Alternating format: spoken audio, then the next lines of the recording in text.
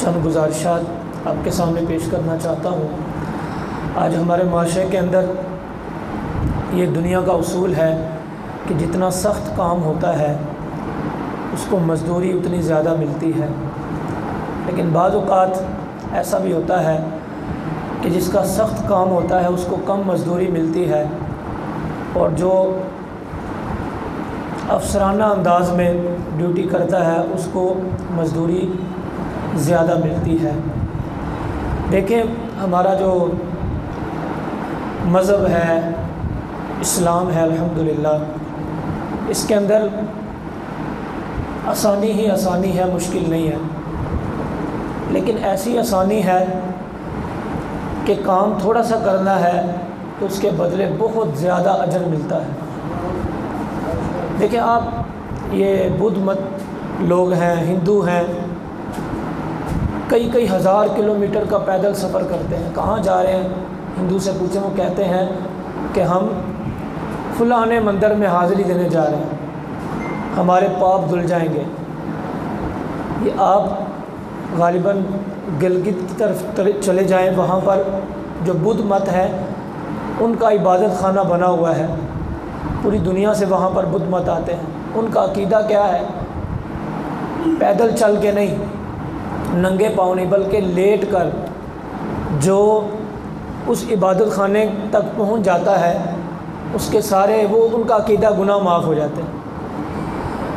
اب دیکھیں، عیسائی ہیں، کئی دن تک ان کے جو پوپ ہیں، جو پادری ہیں، وہ بھوکے پیاسے رہتے ہیں کہ ہمارے گناہ معاف ہو جائیں۔ ہم پادری ہیں، ہم ان کے عالم ہیں، لیکن اسلام نے ہمیں ایسا درس نہیں دیا، نہ کپڑے اتارنے کا درس دیا، نہ ہزاروں کلومیٹر پیدل چلنے کا درس دیا، نہ ہمیں سردی کے اندر نہ گرمی کے اندر کہ تم جو ہے نا ننگے پھرتے رہو، نہ ہمیں اس طرح کی مشکل سے گزارا۔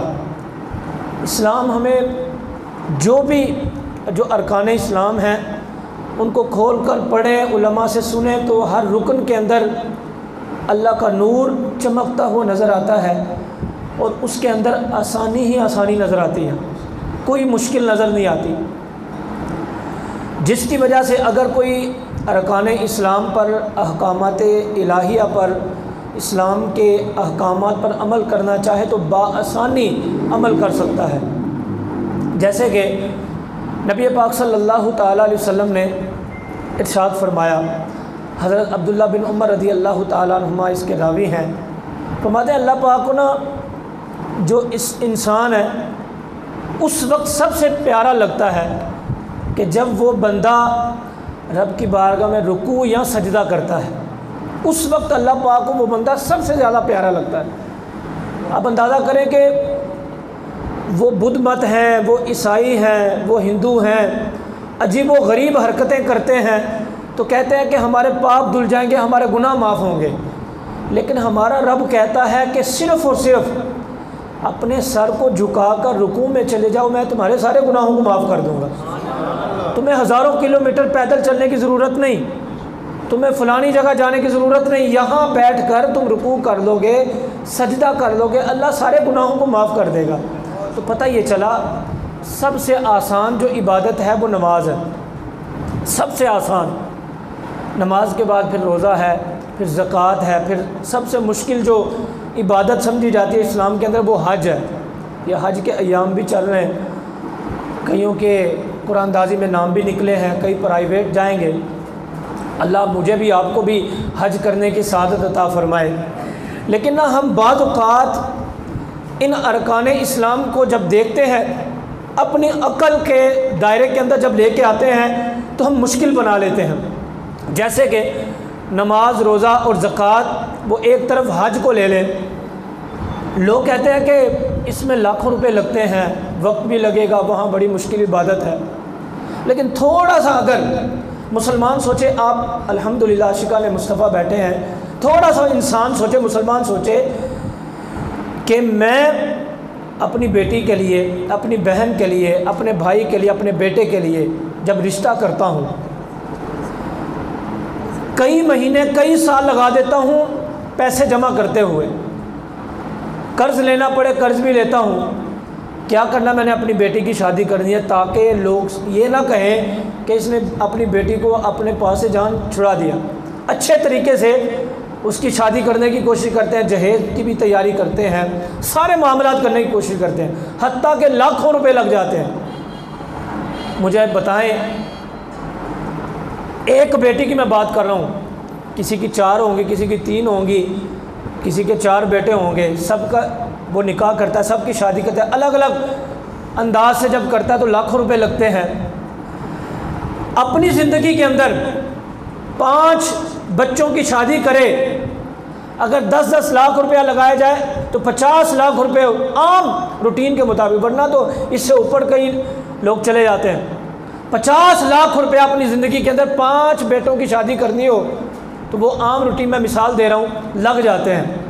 لیکن جب حج کی بات آتی ہے، لوگ کہتے ہیں یہ تو مولویوں کی باتیں ہیں، مولویوں کو کیا پتہ کہ پیسہ کیسے کمایا جاتا ہے، مولوی تو ایسے باتیں کر دیتے ہیں، مولوی تو صرف احکامات بتا کر سائڈ پہ ہو جاتے ہیں، ان کو کیا پتہ کہ کتنی مشکل ہوتی ہے۔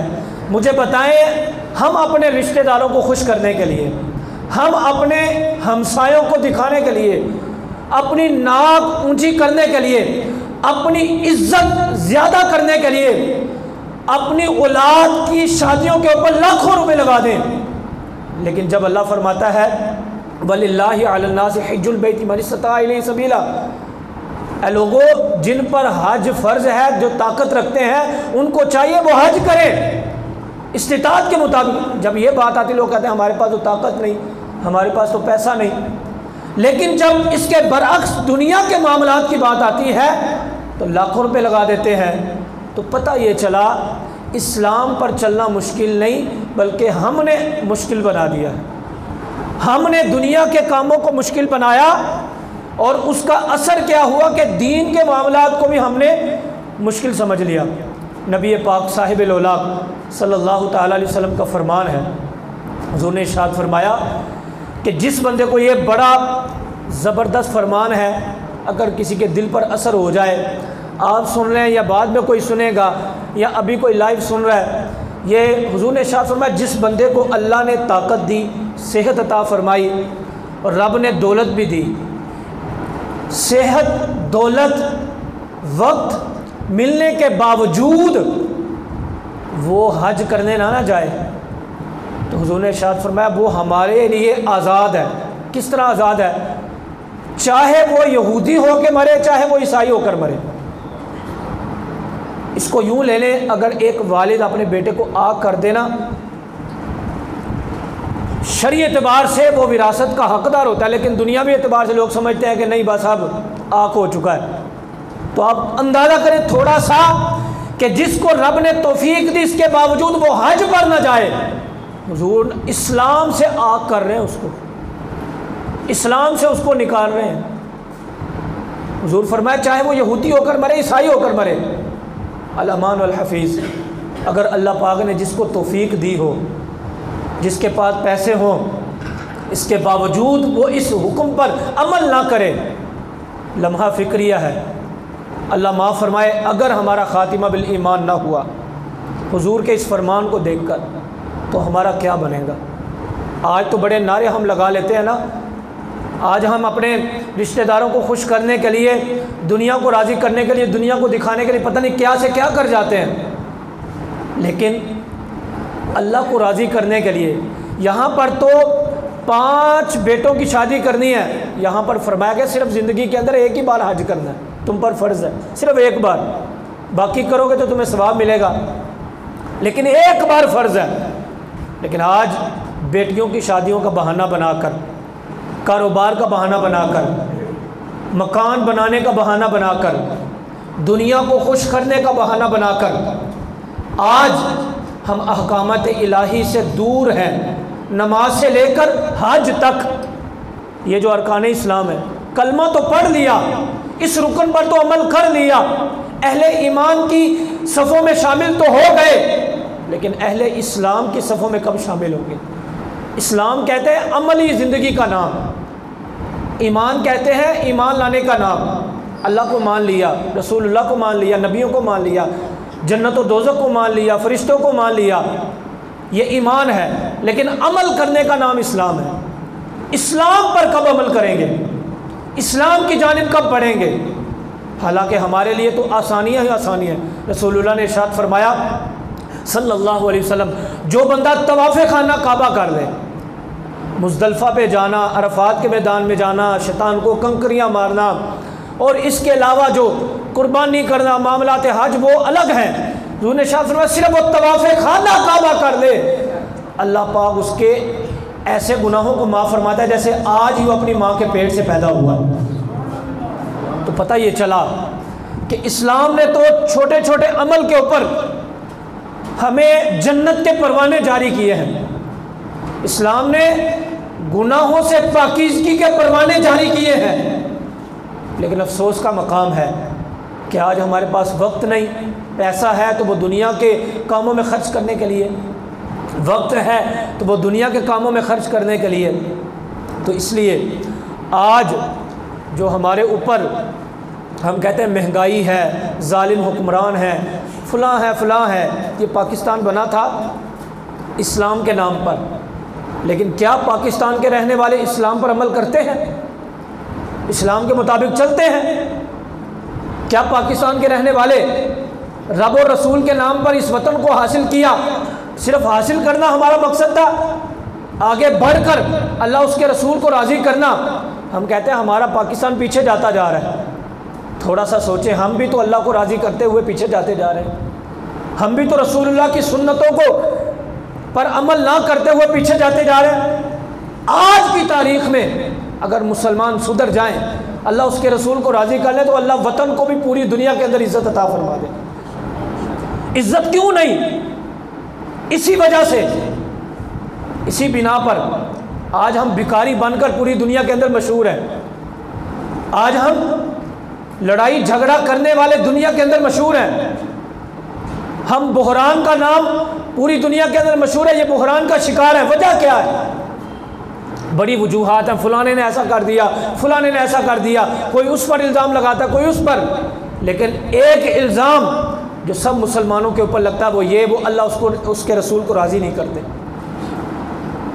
بلکہ یہ الزام نہیں، بلکہ ہم مجرم بن کر کھڑے ہیں،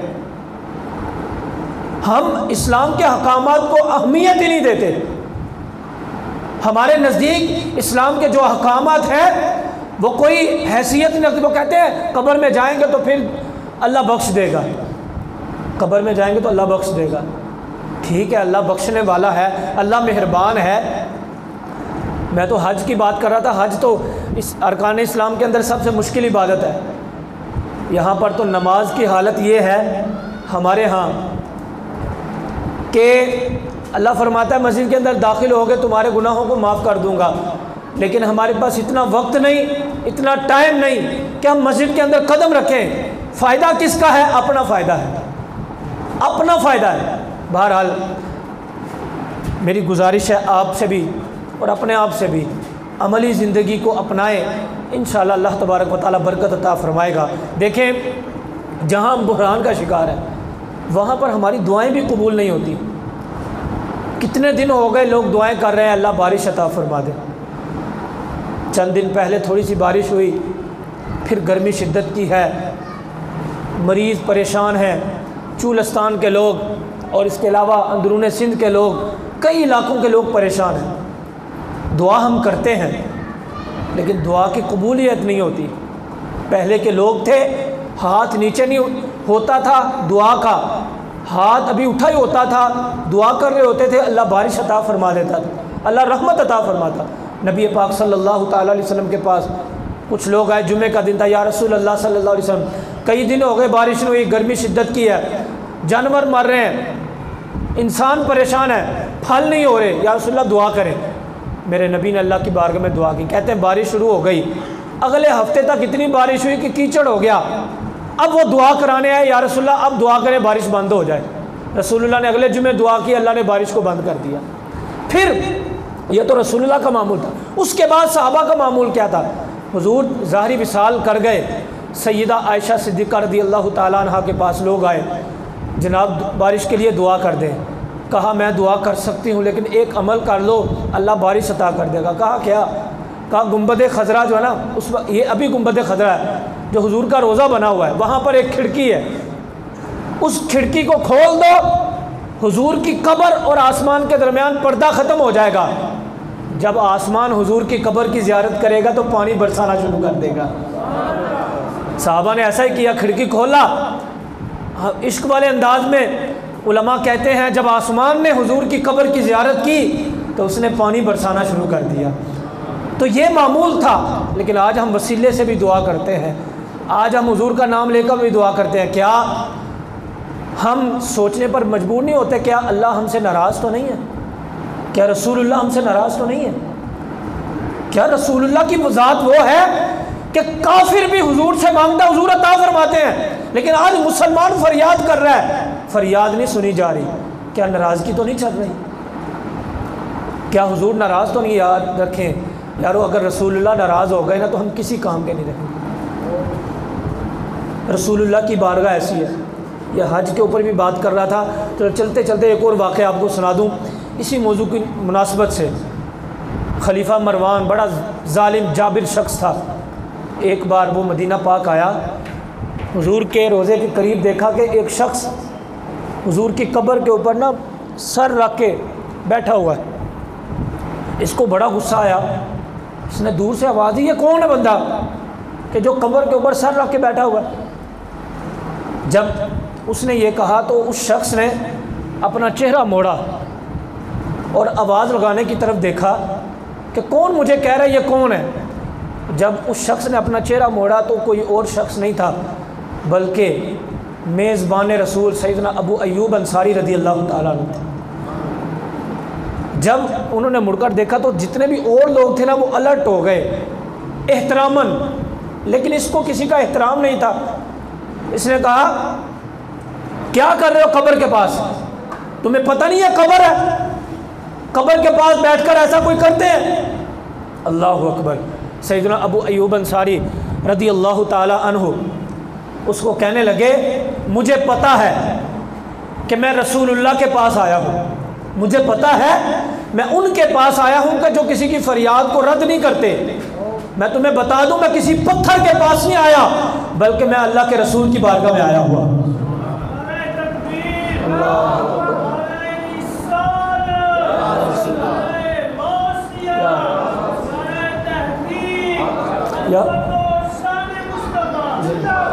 یہاں پر بات بتانے کا مقصد یہ ہے کہ ان کا طریقہ یہ تھا کہ جب کوئی مشکل آتی، گھر کی مشکل آتی، دین کی کوئی مشکل آتی، پریشانی آتی، وہ رسول اللہ کے پاس چلے جاتے۔ چلو ہم سے روزہ دور ہے، یہاں پر بیٹھ کر رسول اللہ کا نام لیں، لیکن اس سے پہلے جو میں گفتگو کر رہا تھا وہ کیا رسول اللہ ہم سے ناراض تو نہیں ہے؟ اس پر غور کرنا ہے، اس پر ہم نے توجہ کرنی ہے۔ یہ نہیں کہ آج کا بیان سن کر، تقریر سن کر ہم نے اٹھ کے چلے جانا ہے اور بس سن لیا، درس قرآن میں آئے تھے، پھر اگلے مہینے دیکھی جائے گی۔ تھوڑا غور کرنا ہے، کیا رسول اللہ ہم سے ناراض تو نہیں ہے؟ ہم عمرے پہ بھی جاتے ہیں، ہم نمازیں بھی پڑھتے ہیں، سارے کام کرتے ہیں، کیا رسول اللہ ہم سے ناراض تو نہیں ہے؟ اس کی کیا وجوہات ہو سکتی ہیں؟ وجوہات کیا ہیں کہ ہمیں دین کو ایک سائڈ پہ رکھا جائے اور ایک سائڈ پہ دنیا کو۔ لوگ دین کو نہیں تھامتے بلکہ دنیا کو تھام لیتے ہیں۔ اس کی مثال کئی مثالیں ہو سکتی ہیں، آپ شادی میں دیکھ لیں، آپ ابھی کاروبار چل رہا ہوتا ہے، ابھی عشاء کا وقت ہوگا، اللہ پر آپ پر کرم ہے کہ آپ مسجد کے اندر بیٹھے ہوئے ہیں، چلیں درس قرآن میں آنا مستحب ہے، ثواب کا کام، آپ بیٹھے ہیں، کوئی فرض واجب نہیں تھا، آپ ماشاءاللہ بیٹھے ہیں، لیکن ابھی جو فرض کا وقت ہوگا تھوڑی دیر کے بعد نماز کا، جو نمازی نماز پڑھیں گے کئی چلے جائیں گے، کئی دکان پہ بیٹھے رہیں گے۔ تو اس سے یہ ثابت ہوتا ہے کہ دنیا ہمارے لیے پہلے ہے، دین بعد میں۔ دین کو مجبوری کے وقت استعمال کیا جاتا ہے۔ مجبوری کب ہوتی ہے؟ جب کوئی مر جاتا ہے، پھر دعا ہوتی ہے اے اللہ اس کی بخشش فرما دے، لیکن جب شادی ہوتی ہے اس وقت کوئی دعا نہیں یاد آتی، وہ تو مجبوری میں مولوی کو بلایا جاتا ہے نکاح پڑھانے کے لیے، ورنہ ہم نکاح پڑھانے کے لیے بھی نہ بلاتے، وہ بھی مولوی سستے میں کام کر دیتا ہے، ورنہ وکیلوں کے پاس جانا پڑے تو وہ تو ہزاروں روپے لیں، پتہ چل جائے، تو اس وجہ سے ہم بلاتے ہیں وقتی طور پر۔ تو پتہ کیا چلا آج کے درس کے اندر جو میرا موضوع تھا، جو خلاصہ عرض کرنا چاہتا ہوں وہ یہ کہ نبی پاک صلی اللہ تعالیٰ علیہ وسلم کو راضی کر لیں، اللہ کو راضی کر لیں، اللہ اس کے رسول صلی اللہ تعالیٰ علیہ وسلم کو راضی کر لیں، نبی پاک صلی اللہ تعالیٰ علیہ وسلم کو راضی کرنے میں کامیاب ہو جائیں۔ میرا خیال ہم نے ارادہ کیا تھا، غالباً بارش شروع ہوئی ہے، دعا کرتے ہیں، نفل بھی پڑھیں گے ابھی کہ اے اللہ باران رحمت عطا فرما دے۔ دیکھیں شاید آپ لوگوں نے اندرون سندھ کا علاقہ نہیں دیکھا، شاید کسی نے دیکھا ہو، یہ بہاولپور سے آگے چلے جائیں چولستان کا علاقہ، شاید کسی نے دیکھا ہو۔ یقین کریں یہاں پر تو اللہ کی بڑی نعمتیں ہیں۔ میں آج اس لیے یہ موضوع پر گفتگو کر رہا ہوں کہ ہمارے پاس اتنی نعمتیں ہیں، پھر بھی اللہ ہم سے ناراض ہے، رسول اللہ ناراض ہے۔ وہ لوگ ہیں ان کے پاس نعمتیں ہیں ہی نہیں۔ یقین کریں میں نے اپنی آنکھوں سے دیکھا ہے، ایسی جگہ ہے پانی پینے کے لیے جہاں سے انسان بھی پانی پیتا ہے اور جانور بھی پیتا ہے، اور اپنی آنکھوں سے دیکھا اسی گھاٹ سے کتا بھی پانی پیتا ہوا۔ لیکن کیا ہے، وہ لوگ بھی جی رہے ہیں، ان کو پوچھے وہ بھی مومن ہے، وہ بھی مسلمان ہے، وہ بھی اللہ اس کے رسول کو ماننے والے ہیں۔ ہمارے پاس نعمتیں ہیں، پانی میٹھا میسر ہے، ہزاروں اس کے علاوہ نعمتیں ہیں، لیکن ہم بھی اپنے آپ کو مومن کہتے ہیں، ہم بھی مسلمان کہتے ہیں، ہم بھی عاشق رسول کہتے ہیں۔ تو کیا وہ لوگ اچھے ہیں یا ہم اچھے ہیں؟ میرے خیال میں ان سے زیادہ اللہ کی بارگاہ میں کوئی سوال نہیں ہوگا، ان سے پوچھا نہیں جائے گا میٹھے پانی کی جو نعمت دی تھی اس کا جواب دو، سبزیاں پھل تمہیں دیے اس کا جواب دو، تمہیں میں نے نعمتیں دی اس کا جواب دو، لیکن ہم سے پوچھا جائے گا، ہم جو یہاں پر بیٹھے ہوئے۔ یقین کریں یہ ہمارا یہ جو درس قرآن ہے، دوست و احباب یہ علماء تعاون کرتے ہیں، یہ ان کی سرپرستی میں چل رہا ہے، ورنہ ان کا حوصلہ نہ ہو تو یہ پروگرام بھی نہ ہو۔ لوگ کئی بار کہتے ہیں کیوں کرتے ہو، کیا ضرورت ہے؟ لیکن یہاں پر ضرورت کیا ہے؟ ضرورت یہ ہے کہ مہینے کے بعد یہاں بیٹھ کر کوئی ایسی گفتگو سنیں، شاید کسی کا دل چینج ہو جائے، شاید کوئی چینج ہو جائے۔ آج تو ہمارا حال بڑا برا ہے، یقین کریں، ہر معاملے کے اندر، ہر معاملے کے اندر۔ تو خلاصہ کلام یہ ہے، 2-3 منٹ کے اندر عرض کرتا ہوں، وہ یہ یار آج میرے پاس بھی وقت ہے، آپ کے پاس بھی وقت ہے، اللہ اس کے رسول کو راضی کر لیں۔ آج ہم راضی کر لیں ارکان اسلام پر عمل کر کے، نماز کو مشکل نہ جانیں، جب روزے کے ایام آئے روزے کو مشکل نہ جانیں، زکوٰۃ فرض ہو تو زکوٰۃ کو مشکل نہ جانیں، حج فرض ہو جائے تو حج کو مشکل نہ جانیں۔ آپ پر آج کے ماحول کے اندر بیٹے کی شادی کرنا یہ فرض نہیں، حج کرنا فرض ہے۔ میں مسئلہ عرض کر دوں، جن ایام کے اندر حکومت وقت اعلان کرتی ہے آج کے دور کے لحاظ سے کہ اپنی درخواستیں جمع کرائیں، ان ایام کے اندر تھوڑے سے پیسے فی الحال جمع کرانے پڑتے ہیں اور بعد میں پورے جمع کرانے پڑتے ہیں۔ اگر کسی کے پاس اتنے پیسے ہوں، چاہے اس نے کاروبار کے لیے رکھے ہوں، بعض اوقات بینک کے اندر پیسے رکھے ہوتے ہیں، چاہے اس نے مکان خریدنے کے لیے پیسے رکھے ہوں، بیٹی کی شادی کرنے کے لیے رکھے ہوں، بیٹے کی شادی کرنے کے لیے رکھے ہوں، یا کسی اور دنیا کے کام کے لیے رکھے ہوں، یاد رکھیں کوئی دنیا کا کام کرنا ہم پر فرض نہیں، اس وقت ہم پر حج کرنا فرض ہو جاتا ہے۔ آج میں اس لیے عرض کر رہا ہوں کہ جو ارکان اسلام ہے نا، ان کو مشکل نہ جانیں، ان پر عمل کریں۔ یہ دیکھیں ارکان اسلام 4 ہے نا ایمان لانے کے بعد، ان پر ہم نہیں چلتے تو آگے جو احکامات ہیں ان پر کیسے ہم چلیں گے؟ جو اگلے احکامات ہیں، حضور نے داڑھی رکھی، ہم داڑھی نہیں رکھتے، نبی پاک صلی اللہ تعالیٰ علیہ وسلم لوگوں سے محبت کرتے تھے، ہم محبت نہیں کرتے، بہت ساری باتیں ہیں، لیکن خلاصہ کلام یہ ہے کہ 2 باتیں ہیں صرف، وہ یہ اللہ کو راضی کر لیں اور رسول اللہ کو راضی کر لیں، رو کر راضی کر لیں یا درود پڑھ کے راضی کر لیں، نمازیں پڑھ کے راضی کر لیں۔ اس کا آپ کو کیسے پتہ چلے گا کہ اللہ بھی راضی ہو گیا، رسول اللہ بھی راضی ہو گئے؟ آخری بات عرض کرتا ہوں، میرے آپ کے نبی علیہ الصلوۃ والسلام نے ارشاد فرمایا، سب سے بڑا مفتی نا تمہارا دل ہے، سب سے بڑا مفتی۔ جو بھی کام کرنے لگو نا، اگر دل کے اندر کھٹک پیدا ہو جائے گا یہ کام ٹھیک نہیں، تو اس کو نہ کیا کرو، اس کو نہ کیا کرو۔ راضی کرنے کا طریقہ یہ ہے، رو کر راضی کریں، اور راضی کب ہوگا اس کی پہچان کیا ہے؟